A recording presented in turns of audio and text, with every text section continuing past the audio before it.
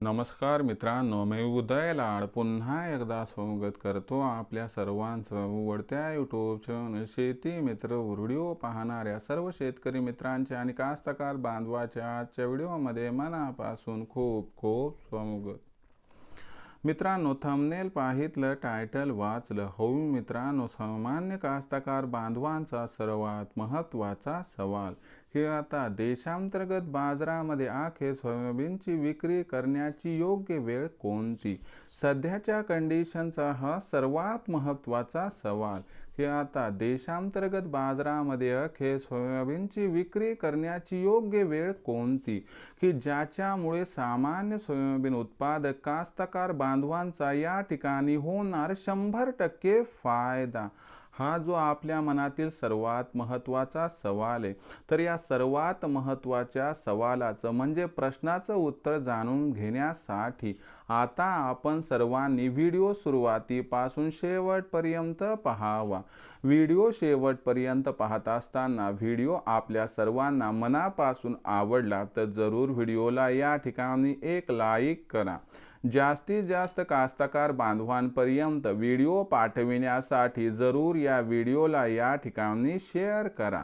Subscribe करून जरूर notification बेलला all करा, याच्यामुळे येणारा प्रत्येक व्हिडिओ हा आपल्या सर्वांना या ठिकाणी सतत मिळत राहतो।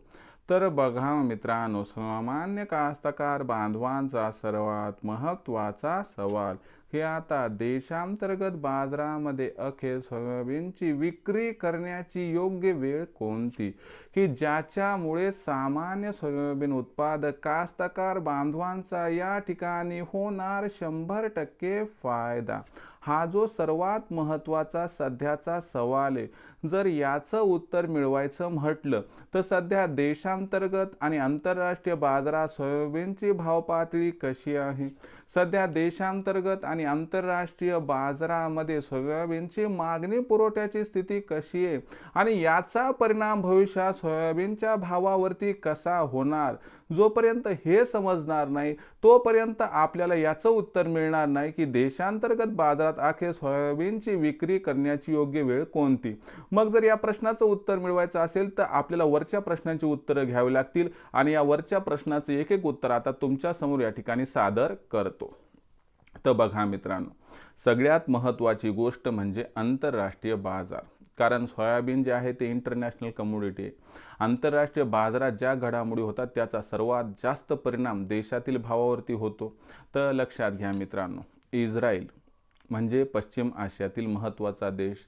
तर इथं काय मित्रांनो की या पश्चिम आशिया खंडातील रिजनमध्ये मोठ्या प्रमाणात संघर्ष सुरू आहे, बरोबर आहे।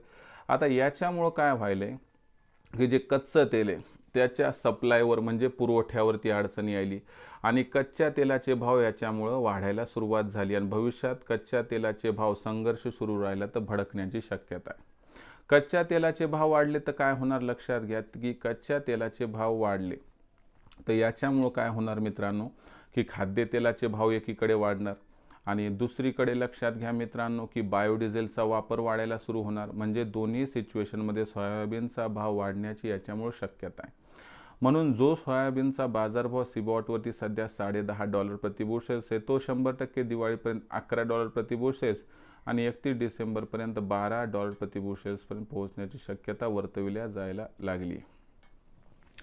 आता आंतरराष्ट्रीय बाजारातील ही जी अनुकूल परिस्थिती आहे याचा परिणाम देशांतर्गत बाजारात होणार। देशांतर्गत बाजारामध्ये जो सोयाबीनचा भाव सध्या 4,300 ते 4,700 दरम्यान आहे तो वधारणार। याला जोडून आणखीन एक महत्त्वाचं कारण काय की 15 ऑक्टोबरपासून मोदी सरकारची सोयाबीन खरेदी सुरू होणार आणि ही जी खरेदी सुरू होणार आहे मित्रांनो याच्यामुळं आपल्याला 200 ते 300 ची बाजारभावात तेजी, म्हणजे इस्रायलचे कारण आंतरराष्ट्रीय बाजारातील तेजी, देशातील मोदी सरकारची खरेदी, या सर्व सिच्युएशनमुळे 31 ऑक्टोबरपर्यंत देशांतर्गत बाजारात सोयाबीनचा भाव हा 100% या ठिकाणी 5,000 पर्यंत पोहोचताना दिसणार आहे। आणि 5,000चा भाव मिळाला की मित्रांनो ही सर्वात योग्य वेळ सोयाबीनची विक्री यावर्षी करण्याची। 5,000च्या भाव सोयाबीनची विक्री आपण किती करायची, एक तर गरजेपुरती नाही तर 50% विक्री करायला हरकत नाही। कारण सांगतो, खूप मोठी तेजी येईल भविष्यात अशी काही शक्यता नाही। जर आपण 5,000च्या भाव 50% सोयाबीन या ठिकाणी विकलं आणि बाजारभाव डिसेंबर महिन्यात समजा किंवा 5,500 झाला तर अशा परिस्थितीत आपल्या मनाला काय वाटेल, बरं झालं मी 50% शिल्लक ठेवलं तर आज माझा फायदा झाला. पण असं पण लक्षात घ्या की आज पाचरच्या भावावर 50% सोयाबीन विकलं आणि डिसेंबर महिन्यात बाजारभाव 4,500 झाला, तर तिथं काय वाटेल, बरं झालं मी 50% सोयाबीन विकलं, माझी कामं पण ॲडजस्ट झाली आणि आज माझं जे प्रति क्विंटल 500 रुपयांनी नुकसान होणार होतं हे टाळलं गेलं. तर यामुळं मार्केट जेव्हा अस्थिर असते त्यावेळेस एकदा सोयाबीनची विक्री न करता किंवा जास्त काळ न थांबता जर टप्प्याटप्प्याने विक्री केली तर मला वाटते आपल्या सर्वांचं या ठिकाणी होणार 100% फायदा. तर मित्रांनो, ही संपूर्ण माहिती म्हणजे आपल्या प्रश्नाचं साधक बाधक उत्तर होतं की देशांतर्गत बाजारामध्ये अखेर सोयाबीनची विक्री करण्याची योग्य वेळ कोणती. आता हा व्हिडिओ आणि हे विश्लेषण आपणास कसं वाटलं कमेंट सेक्शनमध्ये लिहून कळवा. भविष्यात देशांतर्गत बाजार काय राहणार, सोयाबीनचा बाजार व याबद्दल अधिक वाचूक माहिती प्राप्त करण्यासाठी पाहत राहा आवडतं यूट्यूब चॅनल शेती मित्र. व्हिडिओ आवडला असेल लाईक करा, कास्तकार बांधवांपर्यंत पाठवण्यासाठी शेअर करा, सबस्क्राईब करून जरूर नोटिफिकेशन बेल ऑल करा. याच्यामुळे येणारा प्रत्येक व्हिडिओ हा आपल्या सर्वांना सतत मिळत राहतो. तर मित्रांनो, अशाच एका नवीन व्हिडिओसह मी आपला मित्र उदय लाड आपल्या सर्वांच्या आवडते यूट्यूब चॅनल शेती मित्रवर मिळत राहील. तोपर्यंत माझ्या प्रत्येक शेतकरी मित्राच्या आणि कास्तकार बांधवाच्या आजच्या व्हिडिओमध्ये मनापासून खूप खूप आभार.